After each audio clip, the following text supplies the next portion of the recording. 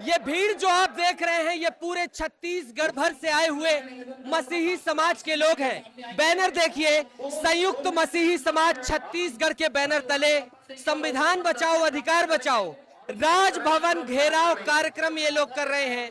राजभवन घेराव कार्यक्रम करने के लिए ये सारे प्रदेश भर से ये लोग इकट्ठे हुए हैं। मंच में आप देखिए संयुक्त मसीही समाज छत्तीसगढ़ के तमाम नेता यहाँ पर मौजूद हैं।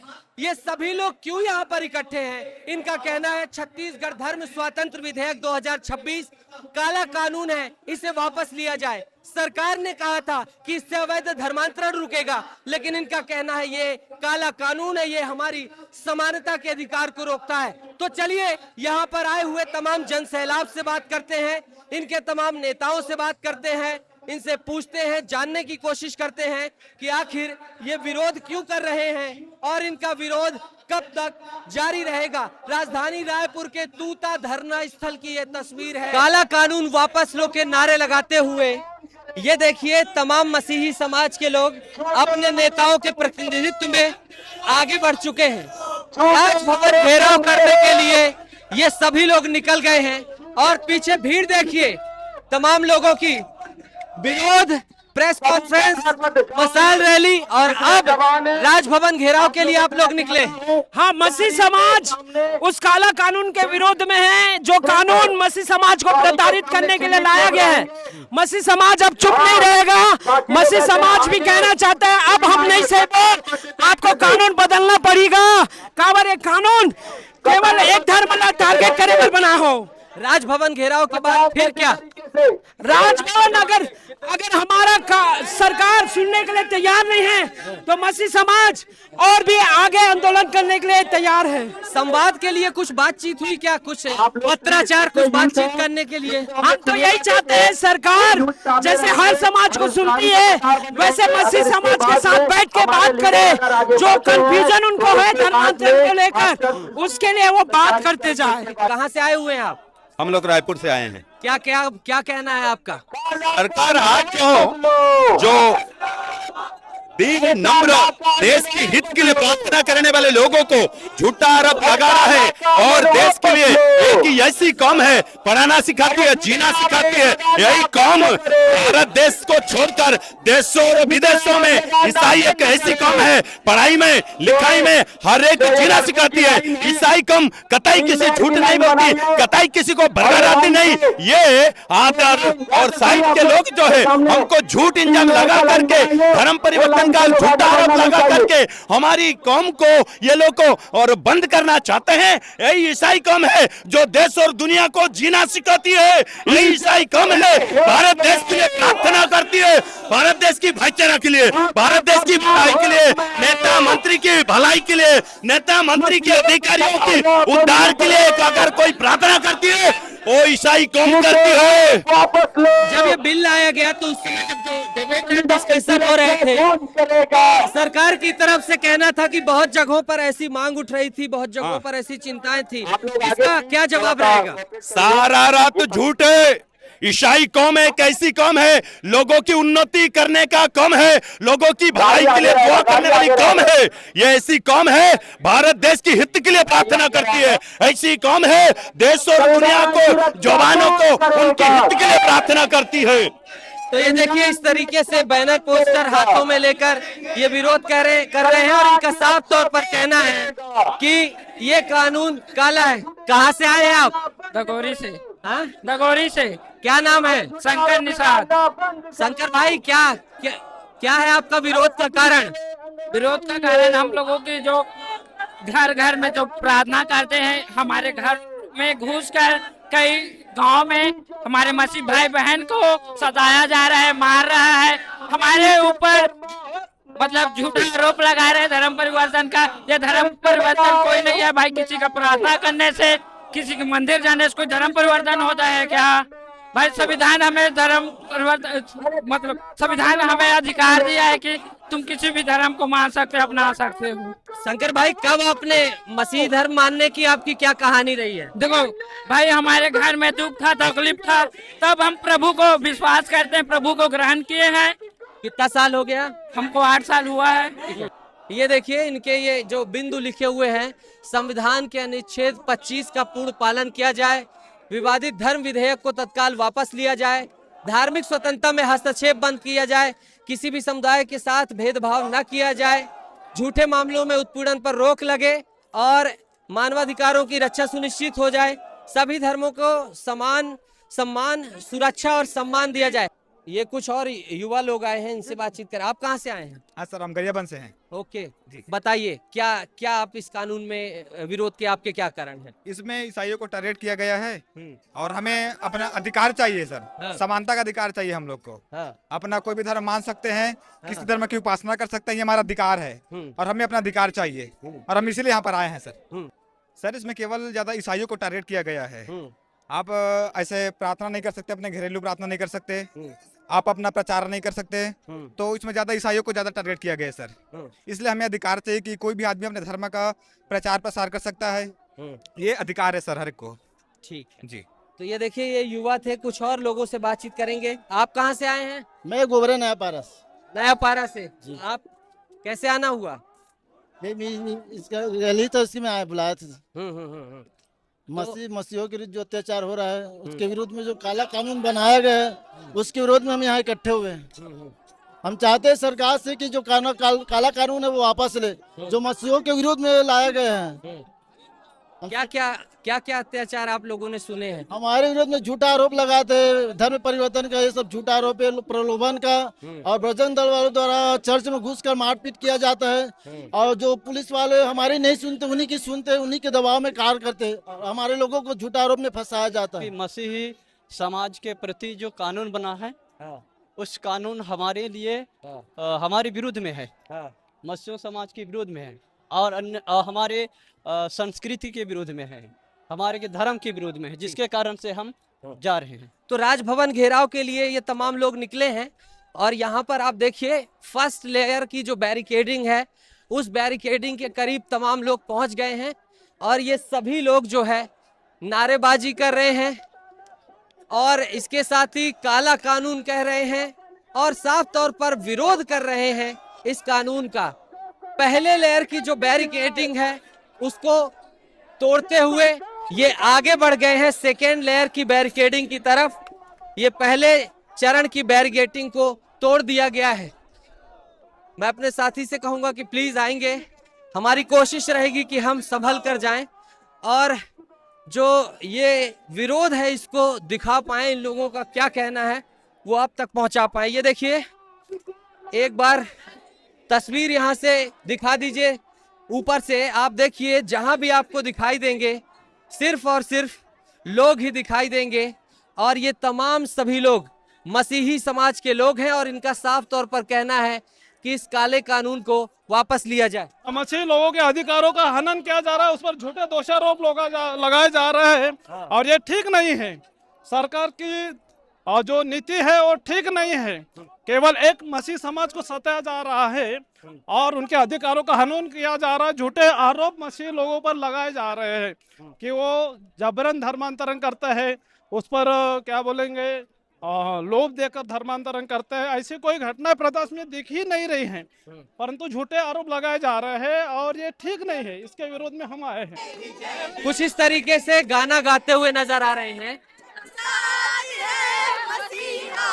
जब साथ है मसीहा जीते हम जाएंगे, जीते हम जाएंगे, जीते हम जाएंगे, हम फतेह पाएंगे।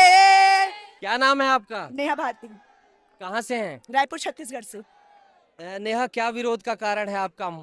जो सरकार ने जो कानून बनाया है हम मसीहों के लिए, उसके लिए हम इस धरना स्थल पर आए हैं ताकि ये जो कानून है, ये जो काला कानून है, उसे वापस ले सरकार, क्योंकि ये एक ही समाज को टारगेट करके ये कानून बनाया गया है। और हमारा संविधान जब हमको अधिकार देता है, समानता का अधिकार देता है, बराबरी का अधिकार देता है, हम किस पर आस्था रख सकते हैं वो अधिकार अगर हमको देता है और ये अधिकार सरकार हमसे छीनना चाहती है और हम कभी भी ये अधिकार किसी को छीनने नहीं देंगे, क्योंकि ये अधिकार हमें हमारा संविधान दिया है। जैसे कि बहुत सारे मसीहों के विरुद्ध में एक झूठा धर्मांतरण का केस वो लोग लगाते हैं। और हमेशा यही बोला जाता है कि मसीही लोग हमेशा झूठा धर्मांतरण करते, बिल्कुल ऐसा नहीं है, क्योंकि हम जितने भी लोग आए हैं यहाँ पर किसी का भी धर्मांतरण नहीं हुआ है। हम अपनी इच्छा से अपनी आस्था रखकर हम बस प्रभु के पास आते हैं और हमारा यही आस्था है कि हम प्रभु पर विश्वास करते हैं और कोई हमको हमारी आस्था से हटा नहीं सकता।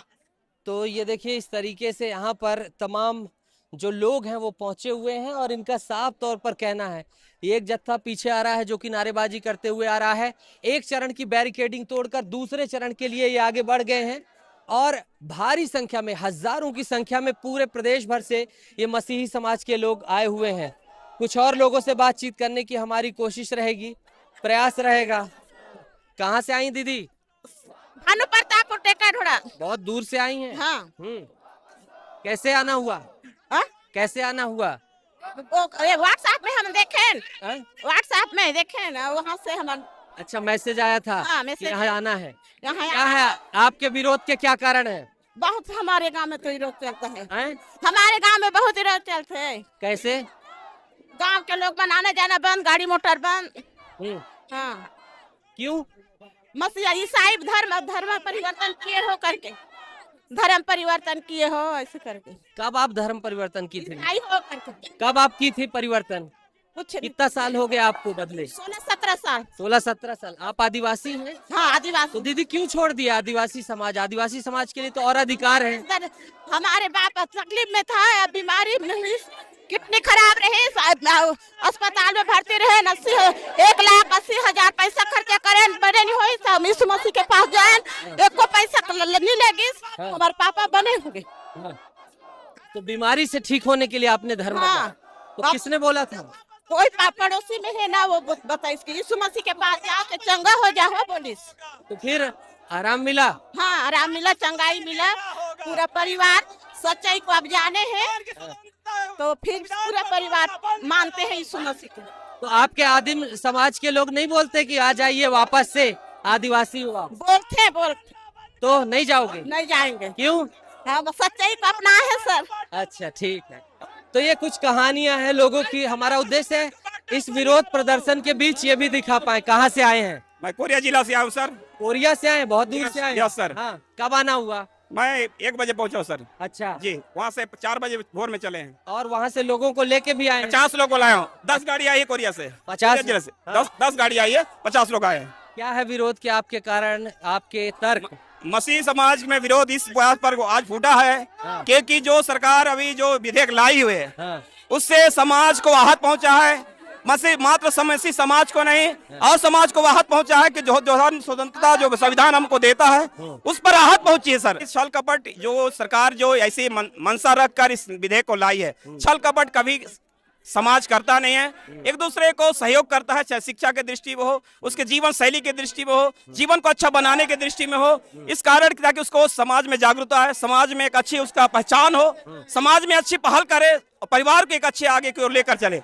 क्योंकि हमारे धर्मशास्त्र यही बताता है कि एक दूसरे से प्रेम करो, भाईचारे की मित्रता में बने रहो, एक दूसरे को उठाओ, हर कमजोर में घटती में उस बढ़ती में उसका सहयोग करो। लेकिन इसको समाज शासन बोल रहा है कि इसको लोभ दिलाकर प्रलोभन दिलाकर ऐसे उसको आरोप लगाया जा रहा है। तो हम इसका कटाक्ष विरोध करते हैं, कटु विरोध करते हैं कि ये समाज ये जो कानून जो लाया है, जो नियम लाया है, सरासर समाज के हित के नहीं है, गलत है। तो इस तरीके से विरोध की ये तस्वीरें हैं। और अगर मैं आपको ये तस्वीर दिखाऊं तो आप देखिए वहां पुलिस आपको दिखाई दे रही होगी। ये पहुंच गए हैं, ये तूता धरना स्थल से निकलकर राजभवन का रास्ता है और ये अब सभी लोग यहाँ पर इकट्ठे हो गए। चूंकि यहाँ पर एक वॉल ऐसी बनाई गई है जो टूटे ना, तो अब ये जो है यहीं पर इकट्ठे हो गए हैं और यहीं पर इकट्ठे होकर नारेबाजी कर रहे हैं। ये देखिए, ये पुलिस भारी संख्या में आपको दिखाई दे रही होगी और ये अंतिम वॉल, पहली जो है बैरिकेडिंग तोड़कर सभी मसीही समाज के लोग घेराव करने निकले थे, वो यहाँ तक पहुंच गए हैं। सामने वॉल आप देखिए और भारी संख्या में पुलिस बल तैनात है। एक वॉल बना दी गई है सुरक्षा की और पीछे वरुण को तैनात किया गया है, जो कि वरुण में आप देख रहे होंगे शस्त्रों के साथ पुलिस तैयार रहती है, यानी कि हर स्थिति से निपटने के लिए पुलिस तैयार है। ये शील्ड देखिए, ये सेकेंड शील्ड बनाई गई है पुलिस की। तमाम यहाँ पर बड़े अधिकारी, तमाम कर्मचारी, तमाम कांस्टेबल, ये सारे लोग मौजूद हैं। और अब ये यहाँ आप देखिए, यहाँ पर तमाम मसीही समाज के बड़े नेता सारे लोग इकट्ठे हो गए हैं। क्या क्या है आपके विरोध के प्रमुख बिंदु? एकदम स्पष्ट रूप से ये बात है कि ये जो विधेयक लाया गया है ये आर्टिकल 25 और आर्टिकल 21 का खुला उल्लंघन। आर्टिकल 25 भारतीय संविधान के अंतर्गत में ये अधिकार देता है कि कोई भी व्यक्ति अपने धर्म की स्वतंत्रता को पूरी तरह से स्वीकार कर सकता है। वो तय कर सकता है कि उसे किस धर्म पर आस्था रखना है, कहाँ प्रेयर करना है, कहाँ पूजा करना है, कहाँ नमाज पढ़नी है। और आर्टिकल 21 इस बात का हमको अधिकार देता है कि हम अपने विवेक से कोई निर्णय ले सके। इस विधेयक के अंदर में इन दोनों का उल्लंघन किया गया है। पहरा बैठाया गया है कि कोई व्यक्ति क्या पूछेगा, क्या कहेगा, क्या मीटिंग करेगा, ये कलेक्टर और एसपी तय करेंगे। ये कहाँ आर्टिकल 25 और 21 के तहत बना हुआ विधेयक है? ये पूर्णतः संवैधानिक विरोधी विधेयक है। इसीलिए हम माननीय राज्यपाल से इस बात का निवेदन करने के लिए निकले हैं कि इस विधेयक पर दोबारा विचार करें और इस विधेयक पर संशोधन हेतु दोबारा विधानसभा भेजे और इस संशोधन के बाद इस पर बहस हो और वो तमाम आर्टिकल 21 और 25 की जो उल्लंघन हो रहा है उसे सुधारा जाए। हम संवाद हुआ, कुछ सरकार से संवाद करने की कोशिश की, किस तरीके से संवाद हुआ? देखिए, सरकार जो है किसी भी तरीके से संवाद करने की स्थिति में नहीं है। वो तो 2.5 साल से बस्तर और सरगुजा के अंदर में लगातार जो है खनिज संपदा को लूटने का काम कर रही है। पूरे राज्य में लॉ एंड ऑर्डर का सिचुएशन पूरी तरीके से खराब है और आज जब पूरी जनता उनसे उनके किए गए वादों का जवाब मांग रही है तब ये विधेयक जल्दबाजी में लाया गया ताकि धार्मिक तनाव की स्थिति छत्तीसगढ़ में बने, लोगों का ध्यान मुख्य मुद्दों सरकार से चला जाए और लोग इस विषय पर आंदोलन करें। छत्तीसगढ़ के 3 करोड़ जनता जो है वो किसी भी प्रकार से अशांति का समर्थन नहीं करे। विधेयक के अंदर में अल्पसंख्यक समुदाय का नाम स्पष्ट रूप से लिखा गया है, तो सवाल ही बनता है कि ये विधेयक किस लिए लाया गया है, क्यों लाया गया है? और एक तरह से इस समाज को बदनाम करने का प्रयास भी किया गया है कि जबरनिया धर्मांतरण कराते हैं। मेरा कहना यह है कि छत्तीसगढ़ सरकार ये बताए कि 25 साल में अवैध धर्मांतरण के कितने मामले बने, कितने मामले पंजीबद्ध हुए और कितने मामलों में इन्होंने लोगों को सजा दिलाई है। एक भी मामला नहीं है। तो जब कोई मामला, कोई आंकड़ा विधानसभा में, गृह मंत्रालय में है ही नहीं, तो इस विधेयक की जरूरत पड़ी कैसे, क्यों पड़ी? ये सिर्फ और सिर्फ वोट के ध्रुवीकरण की नेतागिरी है जो की जा रही है और इसका विरोध होना चाहिए। छत्तीसगढ़ को विकास चाहिए, समृद्धि चाहिए, शांति। अगर पॉलिटिकल काउंटर के तौर पर मैं देखूं तो मसीही समाज से विधायक भी हैं भारतीय जनता पार्टी के, और जब हमने आपके इस समाज के कुछ जानकारों से बात की तो उन्होंने कहा तो इससे तो पॉलिटिकल डैमेज ही होगा। तो ये चीज ऐसे ही देखा जाए कि कुछ और ही आप देख पा रहे हैं? देखिए, सबसे महत्वपूर्ण चीज है कि ईसाई समाज को हमेशा किसी एक पार्टी का वोट बैंक के रूप में देखा गया है और ये उसी से उत्पन्न समस्या है। आज समाज इस बात को लेकर स्पष्ट कर रहा है कि वो किसी पार्टी का वोट बैंक नहीं। आज हर छत्तीसगढ़ के प्रत्येक व्यक्ति को यह अधिकार है कि वो अपने धर्म का निर्णय ले।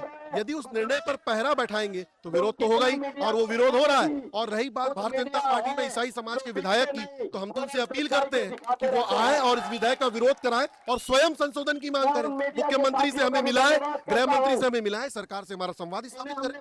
ठीक है, तो ये इस तरीके से इनके विरोध के कारण है। अब ये तमाम लोग बैठ गए, आप देख सकते हैं, और ये युवाओं की टोली सबसे आगे मोर्चा संभालते हुए नजर आ रही है। जाहिर सी बात है, कोई भी इस तरीके की स्थिति जब आती है तो किसी भी आंदोलन में देखा जाए युवा आगे रहते हैं। तो ये सारे युवा हैं, फिर महिलाएं हैं, फिर तमाम लोग हैं, और सारे लोग यहाँ पर आकर बैठ गए हैं और इनका एक ही सुर में कहना है कि इस काले कानून को वापस लिया जाए। कहाँ से आए हैं? राजिम से। क्या कहेंगे? काले कानून को तोड़ने आए हैं, इसको वापस लेना पड़ेगा राज्यपाल को। कानून अभी लागू नहीं हुआ है, राज्यपाल अभी साइन नहीं किया उसका, तो क्या वो करना नहीं चाहे, उसको वापस लेना पड़ेगा जो हाई कोर्ट से हुआ है उसको। ओके, तो अब आज आप लोगों ने राजभवन के घेराव के लिए निकले, अब आगे की क्या आप लोग की कार्य योजना है और आज कब तक रुकेंगे? आज अगर वो होता नहीं है तो आगे और उग्र आंदोलन के लिए तैयार रहे वो लोग, और आगे उग्र आंदोलन होगा। हाँ, चीजें तो शिक्षा दी है, शांति और प्यार की शिक्षा दी है, वो सब अब एक बार भूलना पड़ेगा हम लोगों को। उग्र आंदोलन के लिए खड़े होंगे आगे अब। प्यार से रास्ता नहीं निकल सकता। हाँ, प्यार से रास्ता नहीं मिल रहा है तो फिर उग्र आंदोलन ही करना पड़ेगा, और इससे ज्यादा डबल टिबल होगा भीड़, इतना इससे ज्यादा होगा पहले इससे। तो ये देखिए, इस तरीके से इन लोगों का कहना है। आप कहाँ से आए हैं? रानगांव से आए भैया। पूरा ये बंद कर रखे हैं कैसे, क्या धूप लग रही है? बिल्कुल भैया धूप लग रही है, देख रहे हैं हम तो सुबह से आए हुए हैं। जी बोलिए। आपके क्या कारण है विरोध के? विरोध के यही है, काला कानून वापस लिया जाए। सरकार के पास ये अधिकार नहीं है कि वो कुछ भी कानून लागू कर दे। हर आदमी के पास खुद का स्वयं का अधिकार है कि वो अपने मर्जी से कुछ भी कर सकता है। क्या आपको अपनी मर्जी से सरकार कुछ करवा सकता है? तो सरकार को आप हमारे माध्यम से आपको भी बताना है कि अपने मर्जी से कुछ भी नहीं करना है उनको। धन्यवाद सर। तो इस तरीके से विरोध है, ये संविधान की कॉपी, ये क्रॉस का निशान, ये हाथ में बैनर, ये सब कुछ ले, क्या कहेंगे? मैं यही बोलूंगा कि सरकार इस काला कानून को वापस ले, क्योंकि भारत के संविधान में आर्टिकल 14, आर्टिकल 19, आर्टिकल 21, आर्टिकल 25 में हमें स्वतंत्र अधिकार है कि हम किसी भी धर्म का या किसी भी वर्ग का हम उपासना कर सकते हैं, लेकिन कोई भी सरकार हमारे अधिकार को नहीं छीन सकती। जबरियत धर्मांतर की बात करती है सरकार, जबरियत धर्मांतर कहाँ है? अब बताइए, एक बात बताइए, भीड़ आई हुई है, ये भीड़ में किसको जोर जबरदस्ती से लाया गया है? सब अपने स्वतंत्र अधिकार को बचाने के लिए आज जो पास्टरों के ऊपर, मसीहों के जो भाई बहनों के ऊपर जिस प्रकार से झूठे प्रकार से आरोप लगाकर कि पास्टरों ने धर्मांतर कर रहे हैं, ऐसे बिना सबूत सरकार कोई सबूत लाए या ऐसा कोई सबूत लाए जो ठोस सबूत हो कि किसी को जोर जबरदस्ती धर्मांतर करती हो, ऐसा सबूत लाएगी तभी तो विश्वास किया जाएगा। सरकार के पास ऐसा कोई सबूत नहीं है, इस वजह से जबरदस्ती इस कानून को थोपा जा रहा है। युवा है आप, संविधान की कॉपी लेकर पहुंचे। भारत का संविधान इस देश का बाबा साहब ने लिखा है और मुख्यमंत्री भी नहीं ये समझता है कि ये, प्रधानमंत्री भी बोलता है मोदी कि हम संविधान बदलेंगे, हिंदू राष्ट्र बनाएंगे। हिंदू राष्ट्र नहीं बना सकते। युवा दिल का बाबा साहब को हमेशा मानते हैं। जय भीम। मानवाधिकार की बात हो रही है, ये हाथ से लिखे हुए तमाम बैनर हैं, पोस्टर हैं, ये सारी चीजें जो है यहाँ पर दिखाई दे रही हैं। राजभवन घेराव के लिए दूसरे चरण तक ही मसीही समाज के लोगों को आने की अनुमति मिली और अब ये तमाम लोग ज्ञापन सौंपने के लिए गोबरा नवापारा के जो तहसीलदार हैं वो पहुंचे हुए हैं, उनकी तरफ बढ़ चुके हैं और उनको अपनी मांगे रखते हुए, ज्ञापन के थ्रू अपनी संबंधित जगहों तक अपनी मांगे रखते हुए ये नजर आएंगे और फिर इसके बाद जो है ये अपने आगे के रणनीति का निर्णय लेंगे। तो इस तरीके से यहाँ तक ही जाने की अनुमति दी गई और भारी पुलिस यहाँ पर मौजूद रही और यहीं तक इजाजत दी गई और नियमों के तहत शांतिपूर्ण तरीके से यहाँ पर अपनी बात रखने के लिए सरकार की तरफ से नुमाइंदे पहुंचे, तहसीलदार, और उनके पास ये अपना जो है ज्ञापन लेकर आते हुए नजर आ रहे हैं। और ये यहाँ पर ज्ञापन दिया जा रहा है गोबरा नवापारा के तहसीलदार को और अपनी मांग रखते हुए मसीही समाज के प्रति जो प्रतिनिधि हैं वो नजर आ रहे हैं और तहसीलदार से अपनी तमाम बातें कहते हुए नजर आ रहे हैं और इसके बाद जो है ये अपनी आगे की रणनीति बनाते हुए नजर आएंगे। मंत्री को सड़क में आकर जवाब देने के लिए बाधित करते हैं। दरअसल मसीह समाज के घरों में घुस के बीते दिनों में प्रार्थना स्थल में घुस के असामाजिक तत्वों द्वारा मारपीट किया गया। कोई भी धर्म यदि मारपीट, लड़ाई झगड़ा, गुंडा। गोबरा नवापारा के तहसीलदार हैं, इन्हीं को ज्ञापन सौंपा गया है। आपको ज्ञापन मिला है, किसके नाम से मिला है और अब आगे क्या कार्रवाई करेंगे आप? मैं यहाँ पे कार्यपालिक दंडाधिकारी के हैसियत से यहाँ पे उपस्थित हुआ था। मेरा नामजद ड्यूटी लगाया गया था अतिरिक्त जिला दंडाधिकारी महोदय रायपुर के द्वारा। तो मैं यहाँ पे दंडाधिकारी की हैसियत से ज्ञापन लिया हूँ।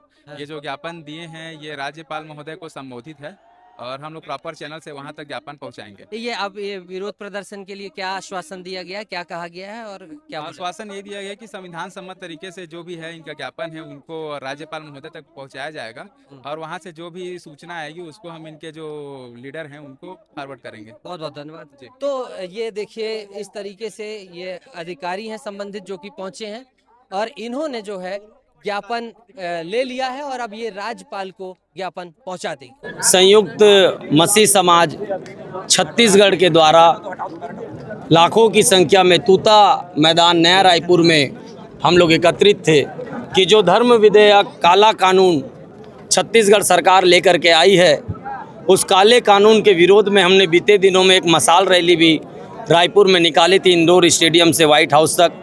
फिर भी हमारी आवाज़ सुनी नहीं गई। मैं बताना चाहता हूं कि बीते कुछ वर्षों से असामाजिक तत्व के लोग मसीह लोगों के प्रार्थना घरों में स्थलों में घुस रहे हैं, मारपीट कर रहे हैं, उन्हें सता रहे हैं और जबरिया धर्मांतरण कर रहे हैं बोल के आरोप लगा रहे हैं। और वो आरोप भी जो लगाए और FIR किए हैं वो भी 99.9% अभी तक फर्जी ही निकला है। और कहते हैं वहाँ धर्मांतरण हो रहा था।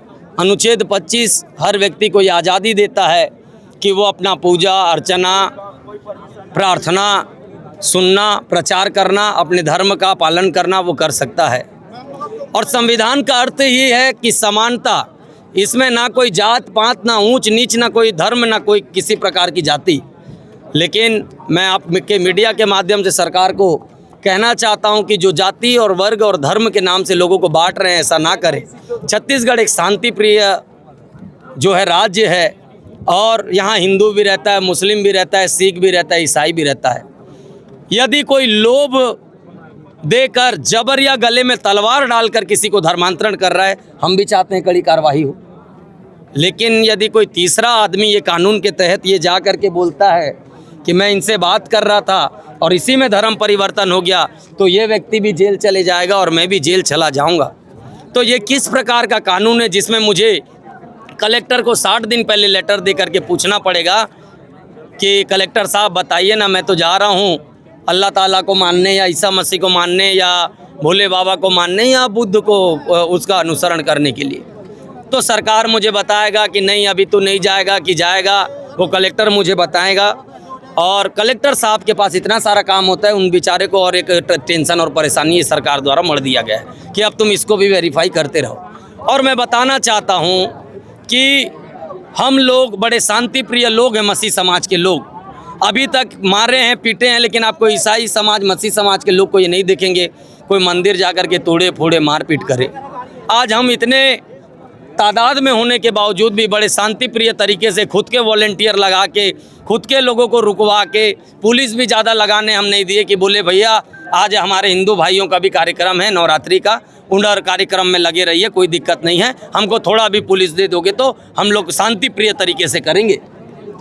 हम सब तरीके से अपना बात को रख रहे हैं, कोऑपरेट कर रहे हैं। हमको भी जीने का अधिकार है, जितना हिंदू को, जितना मुस्लिम को, जितना सिख है, जितना ईसाई को अधिकार है, हमको भी जीने का अधिकार है। सरकार से यही आग्रह है, महामहिम जी से यही आग्रह है, कृपया इस काले कानून पर हस्ताक्षर ना करें। जो कानून डर का माहौल बना रहा है, भय का माहौल बना रहा है, जो कानून धर्म के नाम से लोगों को चिन्हित करके पब्लिकली करके परेशान कर रहा है, ऐसा कानून पे हस्ताक्षर ना करें। सरकार से भी निवेदन है कि जो अफीम की खेती उगा रहे हैं उनके लिए कड़े कानून बनाओ, उनको जेल में डालो, चाकूबाजों को जेल में डालो, रेपिस्ट को जेल में डालो। अगर कानून वापस नहीं लिया गया तो हम लोग लाखों की संख्या में, आज तो यहाँ रोक दिया गया बैरिकेड लगा के, लेकिन अब हम मुख्यमंत्री गृह मंत्री के निवास का स्थान का घेराव करेंगे और उनको बाहर आकर के जवाब देना पड़ेगा कि ये कानून जो तुमने बनाया है किस प्रकार से संवैधानिक है और संविधान के दायरे में, क्योंकि ये हमको पूरा दिखाई दे रहा है कि अनुच्छेद 25 का 24 का पूरी तरीके से हनन है। कैसे बहलाना भाई, कौन मतलब सोचो ना, ये धर्म की बात है, धर्म में एक व्यक्ति को कैसे बहला सकते हैं आप बताइए, है ना। तो ये जो आरोप है ना, जैसे बोलते ना कहावत है, बड़े मन की थे बड़े बुजुर्ग मन है, कौवा कान लेगे। तब भैया आप सच्चाई को देखो ना, पहले ओकर पीछे मत भागो ना। ये सब 2 बोरी चावल में धर्म बदल देते, चंद पैसा के लालच में। पैसा की जरूरत कौन ला नहीं है भाई, सब ला जरूरत है। लेकिन वो व्यक्ति अगर एक धर्म का होके अगर अपने धर्म को बेचेगा, उस व्यक्ति का किस धर्म में जरूरत है मैं बताऊं। अगर वो एक व्यक्ति अपने, है ना वो हिंदू धर्म की उस व्यक्ति का जरूरत है, ना दूसरे धर्म में भी जरूरत है। ऐसे लालची लोग जो धर्म में बदल लेंगे, उसका क्या जरूरत है बताइए। तो मैं यही चाहता हूँ भाई, आप नया कानून भी ला रहे हो तो उसमें तो एक वो होना चाहिए ना, आप तो उसमें सरासर सजा को बढ़ा दियो। मैं सोचता हूँ जो मर्डर करता है वो भी उतना दंड का अधिकारी नहीं है जितना इसमें दंड बताया गया है, आजीवन कारावास क्या है वो है, हैं? तो आप बताओ, इतना ज्यादा एक मसीही समाज को प्रताड़ित करना चाहते हैं। संयुक्त मसीही समाज छत्तीसगढ़ के बैनर तले राजभवन के घेराव के लिए हजारों लोग मसीही समाज के निकले। उसके बाद एक चरण की बैरिकेडिंग को तोड़ते हुए ये दूसरे चरण की बैरिकेडिंग तक पहुंचे, जहां पर भारी सुरक्षा बल तैनात थे। यहीं से प्रशासन के द्वारा उनसे कहा गया कि आप शांतिपूर्ण तरीके से अपनी जो मांग है हमें दे दीजिए। यहीं पर जो है फिर संबंधित उच्च अधिकारी को ज्ञापन सौंपा गया। अधिकारी ने ज्ञापन को राज्यपाल के पास तक पहुंचाने की बात कही है, यानी कि यह ज्ञापन अब राज्यपाल को दिया जाएगा। अब जो संयुक्त मसीही समाज के तमाम प्रतिनिधि हैं, तमाम जो वरिष्ठ नेता हैं, जो संबंधित पदाधिकारी हैं, वो इस आज ये जो राजभवन घेराव कार्यक्रम है उसको यहीं सफल मानते हुए खत्म करने का तमाम लोगों से गुजारिश कर रहे हैं और कह रहे हैं कि घर जाइए और फिर उसके बाद इस ज्ञापन और आने वाले समय में क्या रणनीति बनाई जाती है उसके मुताबिक हम अपना कार्यक्रम करेंगे। कुल मिलाकर मसीही समाज इकट्ठा एक साथ हजारों की संख्या में निकला। संयुक्त मसीही समाज छत्तीसगढ़ के बैनर तले पूरा ये कार्यक्रम हुआ है, राजभवन घेराव नाम का, और उसके तहत एक जगह पर पहुंचकर इन्होंने ज्ञापन दिया और पूरी जगह पर इन्होंने छत्तीसगढ़ धर्म स्वातंत्र विधेयक 2026 को काला कानून करार देते हुए इसे वापस लेने की मांग की है। अब देखने वाली बात होगी कि इसमें सरकार आगामी समय में क्या प्रतिक्रिया देती है। आने वाला वक्त ही बताएगा, वो काल के गर्त में है कि आने वाले समय में क्या होता है। लेकिन दो चीज स्पष्ट हो गई हैं, छत्तीसगढ़ धर्म स्वातंत्र विधेयक सरकार समर्थन के साथ बढ़ा चुकी है और मसीही समाज इसका अपोज कर रहा है। पूरे मामले पर हमारे साथ जुड़े रहिए, हर जानकारी आप तक पहुंचाते रहेंगे। पूरे मामले पर आप क्या कहेंगे बताइएगा, कमेंट करिएगा, इस वीडियो को खूब शेयर करिएगा, फॉलो सब्सक्राइब करना मत भूलिएगा। जुड़े रहिएगा हमारे साथ तमाम जानकारियों के लिए, अपडेट्स के लिए। जय जोहार, जय छत्तीसगढ़, नमस्कार।